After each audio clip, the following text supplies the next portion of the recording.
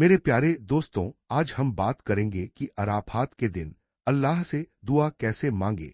Arafat का दिन इस्लाम के सबसे मुबारक और अजीम दिनों में से एक है। यह वह दिन है जब अल्लाह ताला अपने बंदों पर खास रहमतें नाजिल फरमाता है, गुनाहों को माफ करता है और दुआओं को कबूल फरमाता है। जो इंसान इस दिन सच्चे दिल से अल्लाह को पुकारता है, रोकर अपने गुनाहों की माफी मांगता है और अपनी जरूरतें पेश करता है, अल्लाह उसे खाली हाथ नहीं लौटाता। सुबह का वक्त था। फज्र की नमाज के बाद हर तरफ सुकून फैला हुआ था। आसमान पर हल्की रोशनी फैल रही थी। एक नौजवान अपने कमरे में अकेला बैठा था। उसका दिल बहुत परेशान था। जिंदगी की मुश्किलें बढ़ती जा रही थीं। कभी रोजगार की फिक्र, कभी घर की परेशानी, कभी अपने गुनाहों का बोझ उसे अंदर ही अंदर तोड़ रहा था। लेकिन आज का दिन अलग था। उसे पता था कि आज अराफात का दिन है। उसने बहुत बार सुना था कि यह ऐसा दिन है जिसमें अल्लाह अपने बंदों की दुआओं को खास तौर पर सुनता है। उस नौजवान ने वुजू किया, साफ कपड़े पहने और अपने कमरे के एक कोने में जानमाज बिछाकर बैठ गया। उसकी आंखों में आंसू थे, दिल में डर भी था और उम्मीद भी। उसने दोनों हाथ उठाए और धीरे धीरे अल्लाह से बात करना शुरू किया। ऐ मेरे अल्लाह, तू सबसे बड़ा है, तू रहमान है, रहीम है। मैं बहुत कमजोर हूँ, मुझसे बहुत गुनाह हुए हैं। मैंने कई बार तेरे हुक्मों को भुला दिया, लेकिन आज मैं तेरे सामने शर्मिंदा होकर आया हूँ, मुझे माफ कर दे। इतना कहते ही उसकी आंखों से आंसू बहने लगे। उसे अपने गुनाह याद आने लगे। वह रोता रहा और कहता रहा, ऐ अल्लाह, अगर तू मुझे माफ नहीं करेगा तो मेरा कौन है? अगर तू रहम नहीं करेगा तो मैं कहाँ जाऊंगा? तेरी रहमत बहुत बड़ी है, मुझे अपने नेक बंदों में शामिल कर ले। कुछ देर बाद उसने दरूद शरीफ पढ़ा। ऐ अल्लाह, हजरत मोहम्मद सल्लल्लाहु अलैहि वसल्लम पर और उनकी आल पर रहमत नाजिल फरमा। फिर उसने अपने माँ बाप के लिए दुआ मांगी। ऐ अल्लाह, मेरे वालिदैन पर रहम फरमा। अगर उन्होंने मुझे डांटा भी तो वह मेरी भलाई के लिए था। उन्हें लंबी उम्र दे, अच्छी सेहत दे और उनकी हर परेशानी दूर कर दे। फिर उसने अपने दोस्तों और रिश्तेदारों के लिए दुआ की।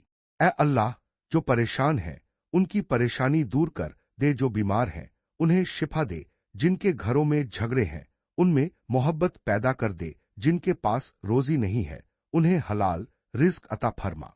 इसके बाद उसने अपने दिल की सबसे बड़ी बात अल्लाह के सामने रखी। ऐ मेरे रब, मेरे दिल को बदल दे, मुझे नमाज का पाबंद बना दे, मुझे गुनाहों से बचा ले, मेरे दिल में कुरान की मोहब्बत पैदा कर दे, मुझे ऐसा इंसान बना दे जिससे तू राजी हो जाए। कमरे में खामोशी थी, सिर्फ उसकी रोने की आवाज सुनाई दे रही थी, लेकिन उसके दिल को ऐसा लग रहा था जैसे अल्लाह उसकी हर बात सुन रहा है।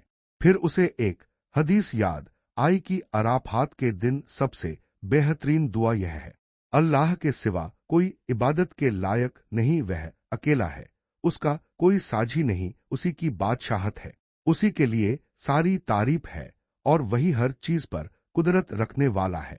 वह इस दुआ को बार बार पढ़ने लगा। हर बार पढ़ते हुए उसका दिल और नरम होता जा रहा था। थोड़ी देर बाद उसने फिर हाथ उठाए और कहा, ऐ अल्लाह, मेरी किस्मत अच्छी कर दे, मेरे आने वाले दिनों को आसान बना दे, मुझे हर बुरी आदत से बचा ले, मेरे दिल से नफरत, घमंड और जलन निकाल दे, मुझे सब्र देने वाला बना दे। फिर उसने जन्नत की दुआ मांगी।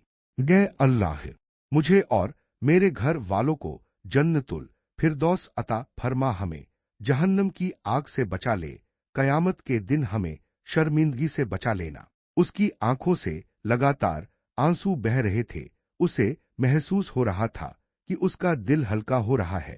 अराफात का दिन सिर्फ दुआ मांगने का दिन नहीं, बल्कि अपने आप को बदलने का दिन भी है। इस दिन इंसान को चाहिए कि वह अपने गुनाहों से सच्ची तौबा करे। अगर किसी का दिल दुखाया हो तो माफी मांगे, अगर नमाज में कमी हो गई हो तो उसे ठीक करने का इरादा करे। उस नौजवान ने दिल में पक्का इरादा किया कि अब वह अपनी जिंदगी बदल देगा। वह 5 वक्त की नमाज पढ़ेगा, कुरान की तिलावत करेगा और हर काम अल्लाह की खुशी के लिए करेगा।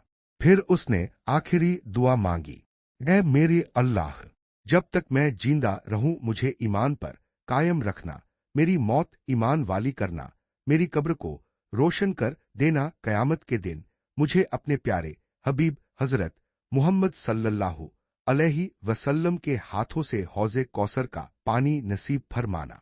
दुआ खत्म करने के बाद उसने अपने हाथ चेहरे पर फेरे। उसके दिल में अजीब सा सुकून था, ऐसा लग रहा था जैसे उसके सारे गम अल्लाह ने दूर कर दिए हों। यही अराफात के दिन की सबसे बड़ी खूबी है।